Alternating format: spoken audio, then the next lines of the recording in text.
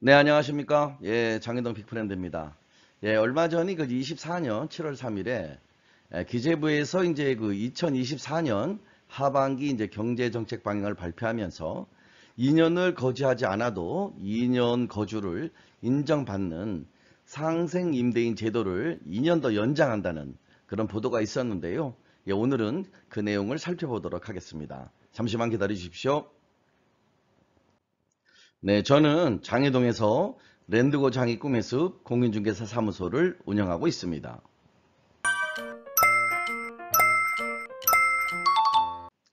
네, 지금 보고 계시는 이 부분은요, 기재부에서 24년도 7월 3일 날 발표된 내용인데요. 기재부에서 이제 24년도 하반기 이제 경제정책 방향을 이제 발표하면서 여러 가지 내용을 이제 발표했는데요. 그 중에 이제 임대료 부분입니다. 임대료 부분을 보시면 임대료 안정에 기여하는 상생 임대인 제도 기한을 2년 연장한다는 그런 내용입니다. 기존에는 이제 24년 12월까지였다가 이 부분을 2년 연장한 26년 12월까지로 이제 연장한다는 그런 내용인데요. 기존에는 이제 팬데믹 이후에 이제 전세 가격이 많이 하락하면서 이 상생 임대인 제도에 대한 실효성도 좀 논란이 좀 있었던 부분인데요. 현재는 이제 아파트 가격도 많이 올라가고 전세 매물도 이제 사라지면서 전세 가격 또한 이제 많이 상승하고 있는 추세에서 지금 이 상생 임대인 제도가 다시 한번 재조명되는 그런 계기가 되지 않을까 생각해서 오늘은 여러분들과 이 부분을 가지고 좀 더 상세하게 옛 기억을 좀 되살려 가면서 한번 이야기 나눠보도록 하겠습니다.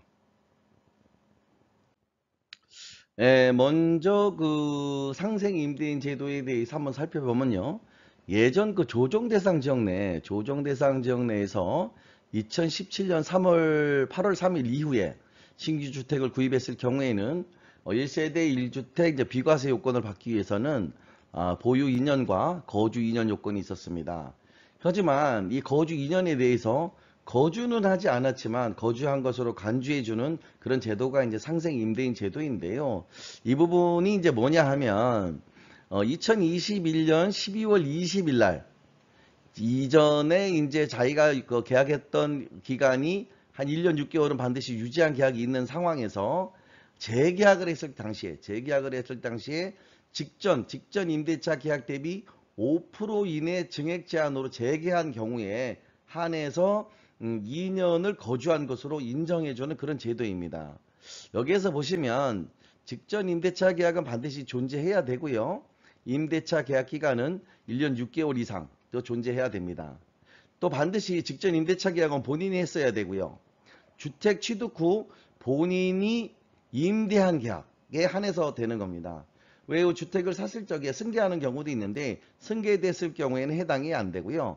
또 하나 이제 임대차 계약이 수차례인 경우에 임대차 계약이 여러 차례 있을 수도 있잖아요. 뭐 단기로 뭐 3개월, 4개월 이렇게 될 수도 있는데 그런 수차례의 계약이 있었어도 그걸 합산해서 1년 6개월 이상만 되면 혜택을 받을 수 있는 부분입니다.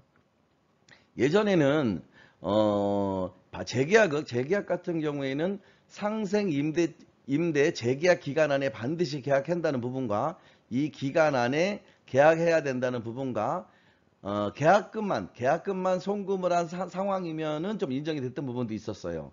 하지만 이 부분에 이제 바뀐 부분은 뭐냐면 이런 부분이 좀 악용되는 사례들도 좀 있고 해서 임대를 반드시 개시해야 된다는 이런 조항이 좀 따라 붙은 부분이고요. 또 하나 이제 팁을 드리면 전세에서 월세라든가 월세에서 전세로도 여기 이거 전환하더라도 상관은 없고요. 전환율만 잘 조정해서 거기에 맞게 재계약을 하시면 혜택을 다 받을 수 있는 부분입니다. 또 상생 임차인이 직전 임차인이 아니어도 이제 상관없고요. 뭐 A랑 계약했다가 또 B랑 계약하면서 5% 이내 증액한 부분이어도 상관없고요. 임대인만 같으면 됩니다. 임대인만 같으면 되고 또 하나 혜택은 뭐냐면 장기 보유 특별 공제를 4% 인정된다는 점도 반드시 기억해 주시면 좋을 것 같아요.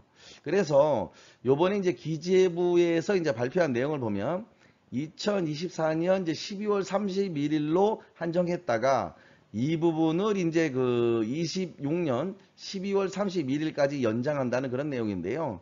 아직 뭐 이게 뭐 시행령이 바로 교체진 건 아니고 이제 기재부에서 이제 발표한 내용들이니까 아무래도 기간이 좀 남아 있으니까 이 부분은 뭐 실행하는 데는 크게 문제 없을 것 같습니다. 뭐 야당 쪽에서도 그렇게 반대할 여지는 없을 것 같고요. 이 부분은 이제 실행될 것 같은데 아직 실행되지는 않았다는 거 좀 기억해 두시면 좋을 것 같습니다.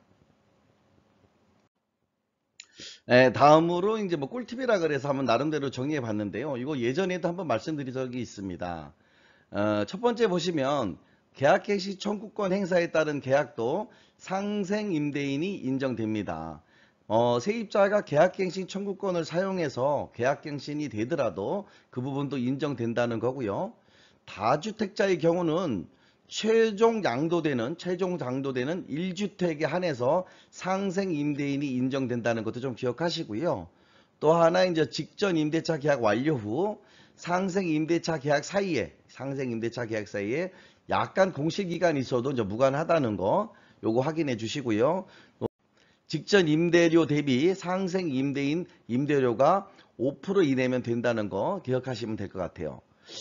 또 하나 등록 임대 사업자의 임대주택도 상생 임대인으로 인정이 된다는 거. 또 하나 이제 다가구인 경우에는 임차인 전부가 조건을 이제 만족해야 하므로 그렇게 쉽지만은 않다는 것도 좀 알아두시면 좋을 것 같고요. 법인의 경우에는 상시 주거용으로 사용한 경우에만 상생 임대인이 가능하다는 거 이것도 좀 기억하시고요. 상생 임대인 혜택을 받기 위해서 임대주택을 등록할 필요는 없다는 거 이런 부분도 좀 기억해 두시면 좋지 않을까 생각됩니다. 네, 오늘 준비한 내용은 여기까지입니다. 그동안 제가 좀 방송을 좀 소홀히 했던 탓인지 아주 좀 방송이 아직까지는 좀 매끄럽지 않은데요. 좀 이해 부탁드리고요. 지금 현재는 지금 이 장이동 전세 가격이 지금 예전 금액을 많이 회복하고 있는 중입니다. 아파트 금액도 조금씩 올라가고 있고, 그다음에 전세도 이제 물량이 많이 이제 사라지면서 전세 가격도 예전 금액을 점차적으로 좀 회복하고 있는 그런 중인데요. 예전에 보면은 이제 팬데믹 이후에 이제 전세값이 많이 낮아지면서 이제 이 상생 임대인 제도에 대한 실효성 논란도 좀 있었는데요. 현재는 이제 전세 금액들이 많이 올라오면서 그동안 이제 여월세나 역전세 이런 부분들로 이제 고생했던 임대인 분들에게 조금은 조금 숨통이 트이는 그런 기간이 아닌가 이런 생각도 좀 하고 있고요. 그렇게 됨으로써 이 상생 임대인 제도가 조금은 더 활성화가 되지 않을까 이런 생각에 여러분들께 예전 자료를 그대로 해서 조금 업그레이드해서 다시 한번 방송 드리는 거고요. 또 여러분들께 이게 많은 도움이 됐으면 하는 마음입니다. 앞으로도 좋은 자료 많이 만들어서 여러분 곁으로 다가가도록 하겠습니다. 오늘 감사합니다.